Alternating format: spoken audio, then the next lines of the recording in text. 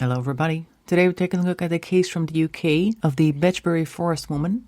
Her body was found on October 23rd in 1979 by a woman riding a horse through said forest. The body had been battered, mutilated, and dumped with little attempt to conceal it, as it was apparent from where the rider was sitting. She had suffered massive head injuries from a beating, and a blood-stained wooden stake found near the body was later concluded to have been the murder weapon. They had no handbag or any means of identification on them, and to this day, we still do not know what the identity of the woman is. They estimate that she was aged between 30 and 35, and she was quite short at 5 feet and 1 inch, or 1 meter 55. She had a thin build, brown eyes, straight shoulder-length hair, which she kept in its natural dark brown color. The autopsy revealed that the victim had an ectopic pregnancy, which is like a pregnancy outside of the womb, which had been present for 4 to 6 weeks and bleeding for 2 to 3 weeks. They would have been in severe pain and may have visited a doctor regularly suspecting appendicitis, as the pain would have occurred on her right side. Stretch marks indicate that she may have given birth previously to at least one child. The victim's molars were very worn down, and she had wisdom teeth, which indicated she was at least 30 years old. There was no evidence that she had ever visited a dentist in her life. She had prominent, visibly decayed teeth. Apparently not a smoker, as she had no nicotine staining on her hands, teeth, or lungs. The lungs also did not exhibit the carbon deposits typical of a city dweller, indicating she probably lived in the countryside, and she is believed to have had no fixed address and to be a regular hitchhiker along the M1 and M6 motorways, possibly connected with the Vale of Evesham. She may have been a lady of the night working from Spitalfields in London. She wore a very interesting outfit, namely black shoes, a distinctive black and white floral dress, a black polo neck jumper, and a yellow blouse. The dress appeared to be homemade from furniture fabric and had been altered on multiple occasions, once to the hem and another to the chest area. It had been purchased at a charity shop or a second-hand store, which made the police believe that she was probably very poor and possibly from the north of England. Now, only one arrest has ever been made, from what I can tell here. At least the site here does not mention a further arrest. And it was a person by the name of Harry J.R. Pennells. He was arrested in January of 1999 when he was 73 years old. He would have been 54 at the time of the murder, and he was a retired lorry driver or a truck driver. He had worked for Henley's Transports, who were based in Kent at the time of the murder. Specks of blood were found in his truck in 1979. They were re-examined and linked to the victim, which led the police to be able to make their arrest. The trial started on May 4th in 2000 at Maidstone Crown Court. He was accused of picking up the victim at Spitalfields Market on the 19th of October 1979, taking her in his truck to a delivery in Keighley, West Yorkshire, then back to drop her off in South London on the morning of October 20th, then beating the victim to death with a wooden stake. Now, Pennells told the court that he had picked up a female hitchhiker, and he admitted that she may have been the victim, but he claimed he had dropped her off alive and was innocent of her murder. Witnesses for the prosecution stated that they had seen a woman matching the victim's description in Bedgebury Forest on October 21st of 1979, the day after some estimations placed the murder.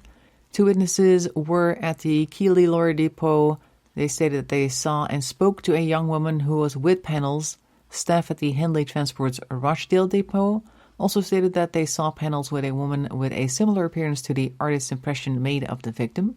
Samples of blood and flakes of hair found in a sleeping bag on the passenger seat of the truck matched the DNA profile of the victim, and additionally particles of foam from a mattress in the cab of the lorry were found on the victim's dress. The trial lasted for 4 weeks, after which Pennells was found not guilty in a unanimous decision made after the jury deliberated for 1 hour and 15 minutes. So the jury concluded that they could not pin this murder on him. It doesn't say that they had any other particular suspects that may have been even more likely to have been the one. Maybe one day DNA from the victim will be used to try and track her family like they do in other cases. And perhaps one day we'll then see relatives popping up who may be able to give us some information about her identity and her lifestyle and what she may have been doing in that area. Shed some light on all of that, but so far this is all the information that I have. So we don't know a whole lot, and that is why I was asked to do a reading on this case. And we're going to do that starting with the Deviant Moon Tarot deck, which is already on the table. And for any further questions, moving on to the Crow Tarot deck, which is this one. As per usual, I'm just going to start shuffling the deck. As soon as I have on the table full of cards, we're going to stop and take a look. So without much further ado, let's get started.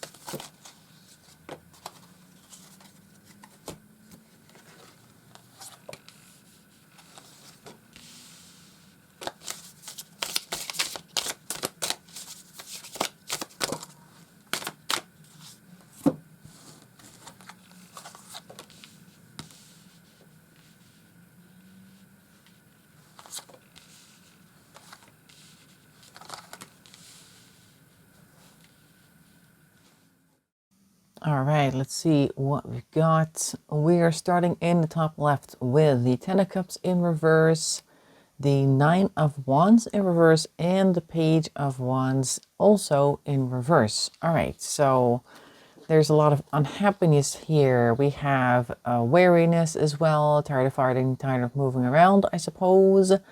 Also tired of or potentially unable to go places. This Page of Wands, as you can see, they are very daringly walking on stilts on ice. The ice appears to be kind of cracking, so their movements were already precarious, but it's only even more precarious because it's in reverse. So not only are they tired and kind of dejected, they are moving in a way which is not getting them anywhere, like their plans to go places, or maybe they have nowhere to go. In any case, whatever they do, it's always risky. So that's what these three cards are saying, which kind of matches what they suspected of her, that she was some type of hitchhiker who did certain types of work in order to get by. But we see that reflected here.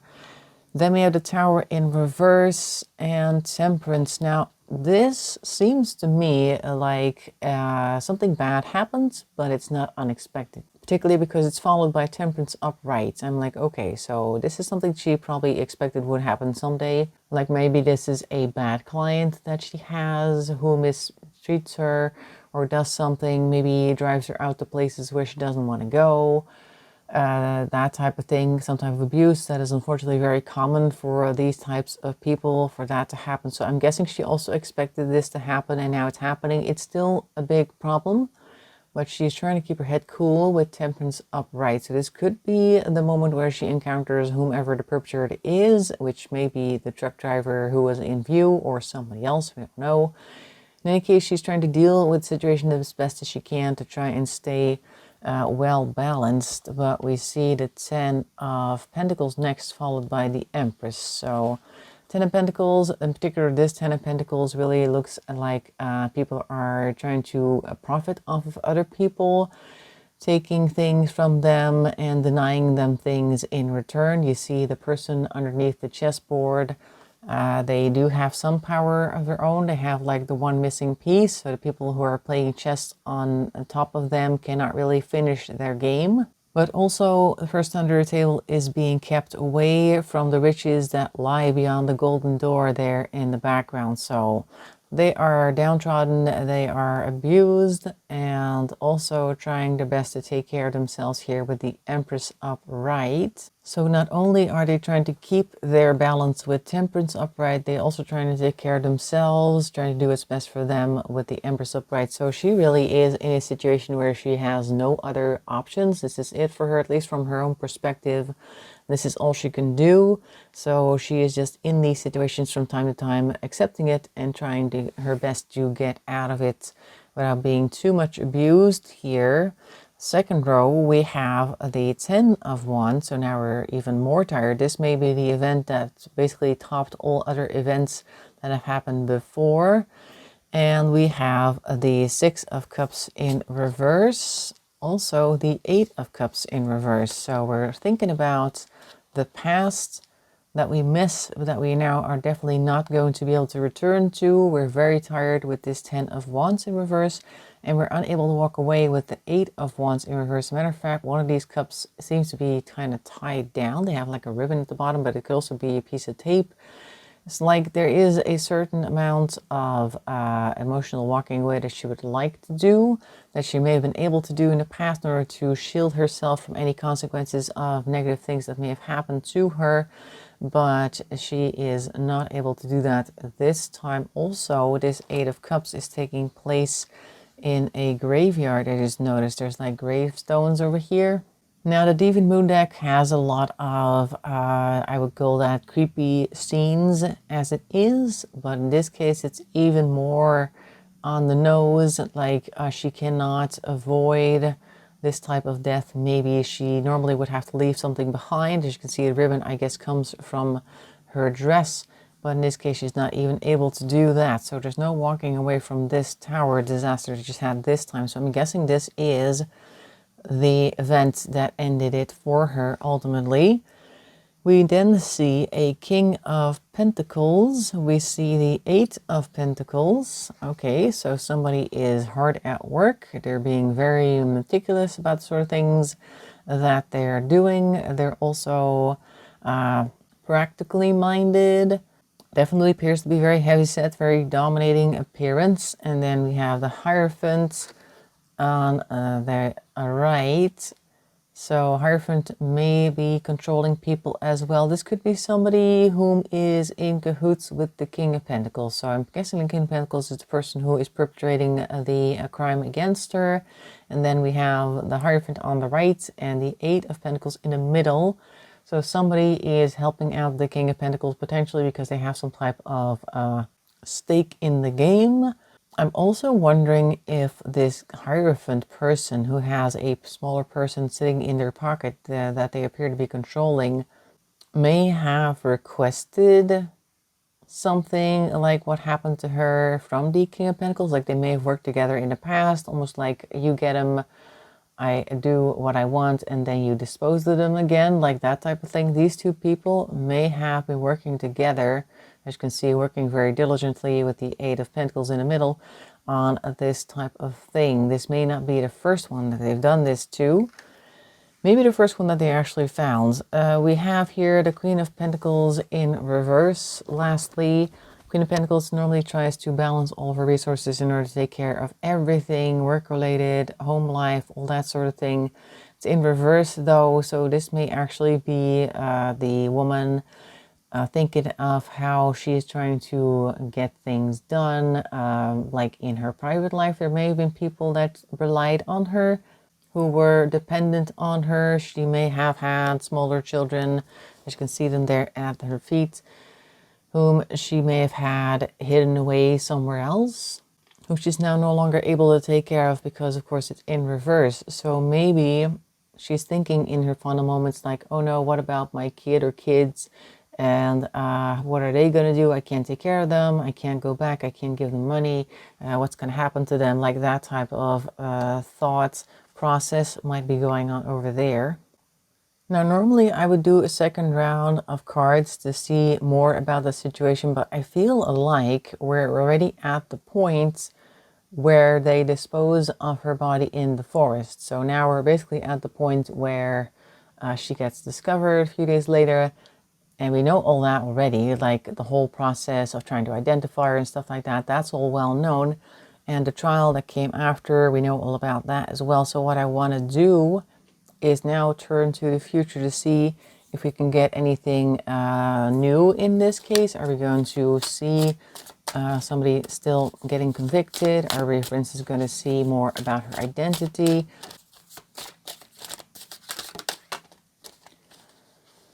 The Tower. All right, so in order for things to become more clear in this case, a lot of shaking up needs to happen. could be that there is an event that helps to literally shake something up at like a police station, wherever the evidence is kept, or where the people are who are actually looking into these old cases. So perhaps there could be a fire, there could be lightning striking, as you can see in the card, there could be a flood, there could be something. Somebody could accidentally knock over a filing cabinet or two, or I don't know what. In any case, something drastic is happening that is related to the case, even though it may not be initially clear what that is. Let's see, we have the Four of Swords. Okay, so that is actually going to take them back for a while. So something happens that makes people pause. It could be that somebody is linked DNA-wise to this case, and it makes people go, oh wait, like what is this? Or at least the people who are aware of the result might be able to make a link, and that makes them go, wait a second, we were not expecting this, and this really turns things on its head, something like that. It could also be the perpetrator now suddenly realizing that they may be closer to being caught, or that people have found something that makes them more likely to get caught. But we'll see. In any case, there are people looking in through the window over there on the Four of Swords. So people may be looking at them, looking for a response, but they're currently unable to give one. So maybe it is something that law enforcement finds out that makes people go, yeah, so what about the case now? Like, what are we going to do now? And they need a moment to process this. This could be one of those silences where they do get some results, but they need to identify or analyze it first before they can actually make sense of what they've got. The Five of Cups is pointing at things being lost and people not really paying attention to what they do still have. So maybe a pet theory is lost as a result of this. Things that they initially thought were going to close the case turn out not to, actually. This could also represent where the trial ended in clearing the one suspect that they had, and then after a while they did not realize that they have other things to work on, so hopefully they will continue to do that. So maybe we are actually looking at the trial results. Oh, one of them fell off the table. It's you. Ten of Swords in reverse, Darkest Before the Dawn. People may not think that they're ever going to solve this case, that they're ever going to get the information that they need. There's just like no way we can do anything now. Yet it does feel like how the prosecution may have felt at the end of the trial, because the person that they tried had the most evidence against them. So maybe they thought they had their case set. People are going to feel like, yeah, this is definitely correct. It's him. They see all the evidence and make the right conclusion. Like that may be what they thought initially. And then we get all of this, like, oh no, we're actually seeing a clearing happening here. And now what? We don't have anything left. At least we think we don't have anything left. And people went into a negative spiral as a result. All right, so who are these two that made a nice flip? Two of Pentacles and the Empress. All right, so this is kind of like saying if you play your cards right, you might be rewarded, because the Two of Pentacles is always like balancing your resources, balancing your time, the money, whatever it is that you do have. Also, it's a two, and these two Pentacles may also be representing these two cups that we still had left over there on the Five of Cups. So if you really, really focus on what you still have, you may end up somewhere that's going to be in a much better position, or you're going to be in a much better position. The Empress does want to take care and lead you to bounty. As you can see, the bird is flying over an area with nothing but flowers, or not flowers, apples and fruits that they want to eat. And so even though they may have to travel for quite some time, eventually they're going to get to the best place. Also, this card has a wand on it, and may even have two wands on it. And the Two of Wands is like a travel thing. So they may have to go out there with what they do have and what they do know, to go out there in the land and actually do like the footwork, and maybe go out and ask people things on the street. There might be an unusual piece of evidence or a clue that will possibly ring a bell with somebody whom they speak to. They may actually have some DNA results that will lead them to people who might be able to give them more information about the person themselves, what they were like, and maybe if they contacted anybody beforehand. Now, 1979, only thing they could have done probably was call, like using a payphone. So maybe somebody had a call. Anyway, Page of Pentacles. All right, so we are coming up to some unexpected expenditure. Maybe it may also be a slight windfall, because I do see what looks to be like a celebratory string of flowers or something in the sky that has the pentacle attached. So it could be that they actually come across something nice, a little gem among all of the weeds that they're currently plowing through. That will help them along. Oh, okay. And the Eight of Swords. All right, so they do have to get out of a certain mindset here, because the Eight of Swords is mental entrapment. This could be the pet theory that's keeping them from exploring all the different options that may be out there. Like maybe the assumption that she actually was a lady of the night is not entirely correct. Like maybe there was something else going on there. Maybe she was just hitchhiking from a certain location to a certain location. I don't know what she could have been up to, but maybe they need to re-examine the thoughts they have about her and about the whole case. Like if there's maybe something that they have gotten stuck or complacent on.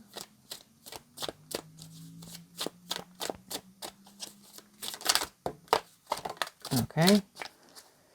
One fell down here and one up there. We have the Ace of Pentacles. All right, so now we have a new initiative, some new windfall again, and a Three of Swords is up. There may be somebody on the case who is slowing things down. They may have to actually let somebody go, like the bird is flying off in the background. Like it's better if certain people are not involved, because they may be the ones that are keeping this mindset up, and we need to get rid of that.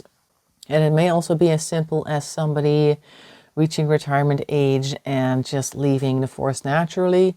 And that also takes the old ideas with them, leaving the newer ideas to flourish, I guess, or at least fresher perspectives to flourish in this case.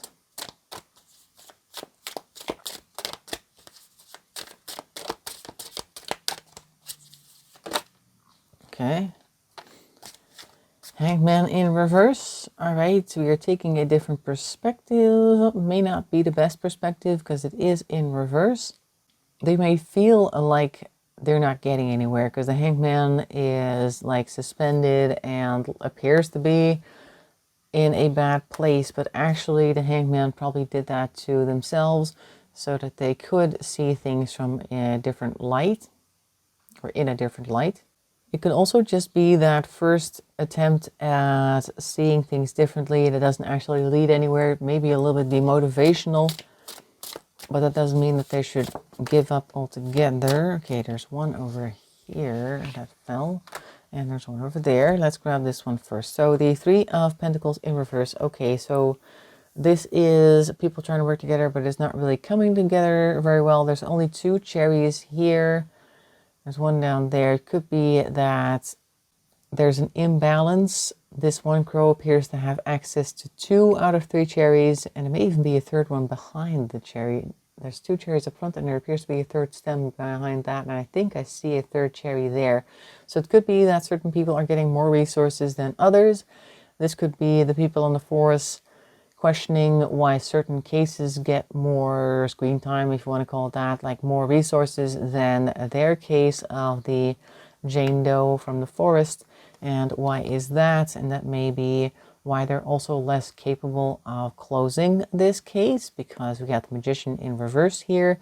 They feel like they're hobbled by the lack of resources and lack of cooperation, perhaps from, I want to say, the Crown, or some other type of law enforcement group or co-workers in that field. So things are working against them.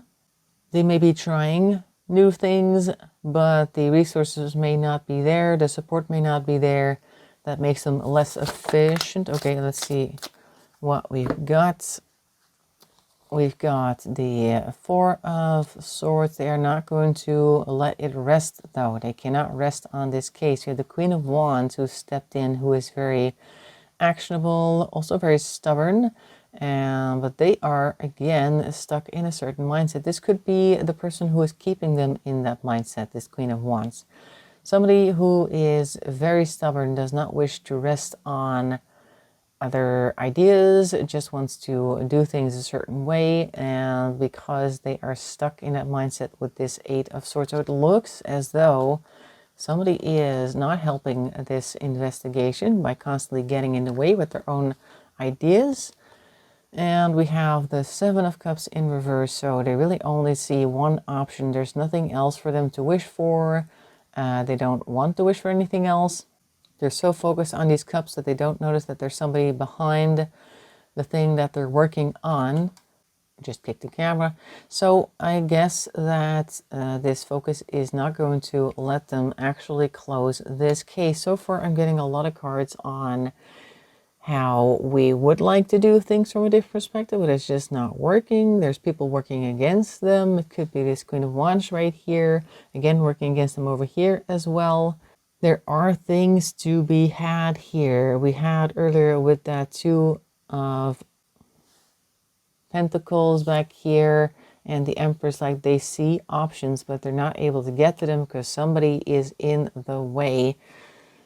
Possibly not because they want to be in the way, but it is just their way to get in the way. Like somebody who really hammers on procedures because that's what they've always done, and that's just exactly how we're going to do it, because it may be something that is done by law or something. Like they may be looking to try different methods that may not be entirely allowed by law, like are not legal ways to gather evidence, that type of thing. So they are probably being worked against by their own legal system. I think that's what I'm getting over here. And when these cards fell, I also felt like those were the last cards we were going to get for this reading. So it's a very short one today, but I think we got all the information that we're going to get. So we saw very quickly how somebody who has experienced negative things like this more often now finally had the last experience in that line of experiences that she could not come back from. There were people that she was trying to protect who now had to do without her. So we saw that moment of regret there on the end.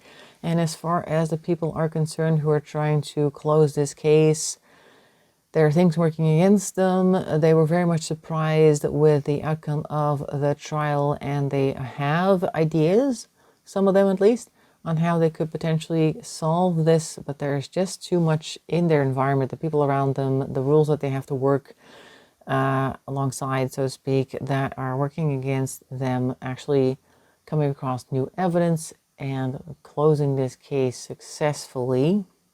But I do hope that we are going to see some DNA results, because there's more and more cases that use DNA to at least identify Jane Does. And once we do have that, these objections may end up disappearing. But in any case, that is what I'm seeing of our Jane Doe of the forest. Hope you found that interesting. Regardless, it's a bit shorter than usual. Regardless, I hope that you will leave a like and a comment. That helps the channel along. If you subscribe, that's even better. That also helps these videos be seen by more people who may be able to use these readings for good. In any case, thanks for watching. Hope to see you in another video, and bye bye for now.